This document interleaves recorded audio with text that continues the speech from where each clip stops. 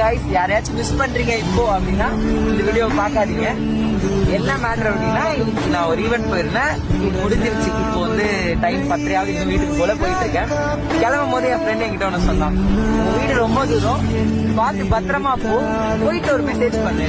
இந்த வார்த்தை வந்து எக்ஸாக்ட்லி போன வருஷம் என்கிட்ட ஒரு பர்சன் சொன்னாங்க. இப்போ அவங்க கம்ப்ளீட்டா மெமரியா இருக்காங்க.